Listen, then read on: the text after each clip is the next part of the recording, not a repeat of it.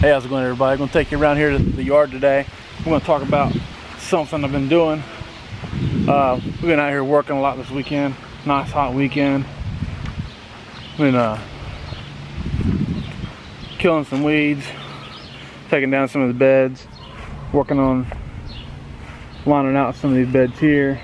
I really wanted to show you something we did over here earlier. Planting some sweet taters in this raised bed.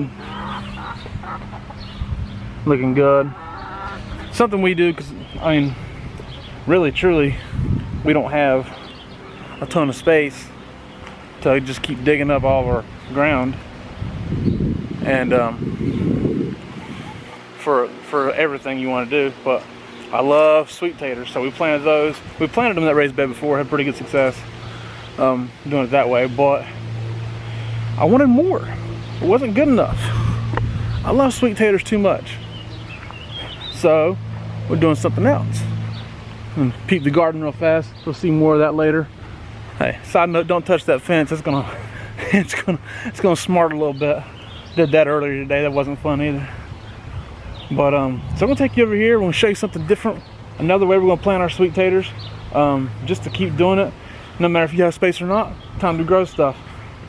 And the thing is, this is not going to be a single-use preparation here. Once you're done with the sweet potatoes in this container that we're going to show you how to put them in, you can take those out, pull the sweet potatoes out. Depends on what time of year it is. You might be able to put parsnips in there, plant some parsnips for the winter, put some greens in there.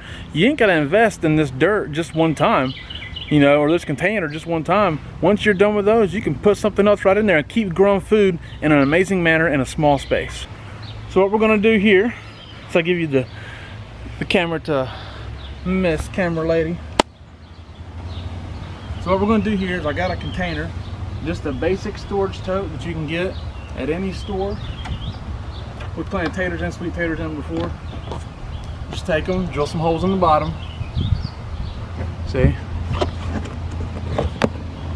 Can't get my finger through it, but there's holes in the bottom. As many as you want. We've got 12, it looks like, in there. So, basic storage tote, as big as you want, it doesn't matter what size. They're cheap. And I got some good container mix dirt in there. And we're going to amend this soil with some kelp meal and some bone meal. They really do need nitrogen as well. This particular container mix has got a large amount of nitrogen already, so I'm not going to add nitrogen. But they honestly, if you're adding everything, then they need twice the amount of kelp meal and bone meal than they do nitrogen. So the bone meal, the bone meal is for phosphorus and the kelp meal is for potassium. If you're going to do organic nitrogen, you might want to do blood meal or something of that nature. But they need twice the amount of phosphorus and potassium that they need for the new nitrogen. So pay attention to what your dirt has in it already. It'll tell you on the back, and it'll say a guaranteed analysis or whatever. Like this dirt says 19, 3, and 3. So 19 nitrogen, 3 and 3 for potassium, phosphorus and potassium. Sheesh, get it out, would you? My gosh. So I'm gonna mix that in there real good, get it mixed up. And then I'm going to get my sweet taters down. We'll fill it back up. You gotta have sweet taters. I love them too much to not grow them, and we're just desperate to grow them however we can. What we've done here is we got these sweet potato slips. They're just plants, or they call them sweet potato slips, from a family-owned farm called Steel Plant Company. We will link them in the description. We've been getting our sweet potato slips from them for a few years. I love them. They're great. You get them in a box, you know, yay big in the middle. This little rectangle box. And you get them out fast and get them in some water, okay? You want to get your slips in some water, just a little cup of water, and so they will grow roots. See? They don't come with roots attached. You got to make sure you get the roots growing real fast. And make sure they get a good amount of roots on them. And when they have a solid amount of roots, get them in the dirt. Okay.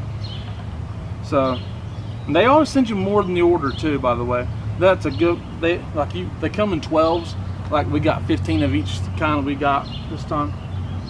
And so. And they send you a great recipe book. Yeah. Camerella loves recipe book. I love to eat them. I could care less. So then we just plant the best ones, however many we can, you know. And we're gonna put 4 in this thing today. Maybe it's too many for some people. I don't know about that. You just plant and see what you come up with sometimes. So we're gonna put there.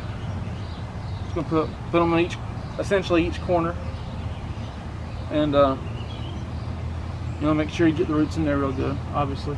Now, when you do container gardening, you got to remember that the containers are going to heat up faster in the sun. Okay, and they're going to dry that dirt out. They're going to really just cause a lot of heat on your plants in general. So you may need to water them more often, okay, when you do container gardening. But it's worth it. It's worth the try. So see, we got them in just like that. And I'm going to top it off with some more dirt, because you want to make sure you get them buried pretty decent. This dirt's warm. It's sitting out in the sun. That's a good thing. But just get them in there. Again, like I always say when we're doing container gardening especially, don't ever let your circumstances dictate what you think you can do. In life or in anything.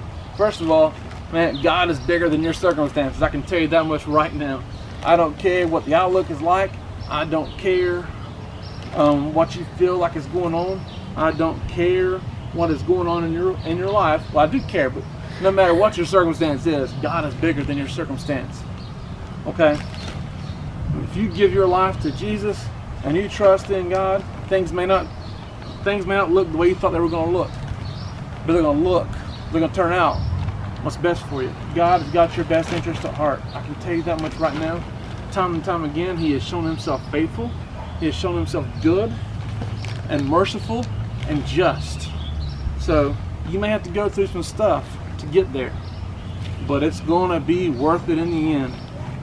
And it's kind of the same way here. You may have to go through some stuff. You may have to invest a little bit of time and energy, or maybe some money, into growing. But man, if you do it right, it's going to be worth it in the end. So you get your containers filled up here. Like you always do, once you get it done, water it real well.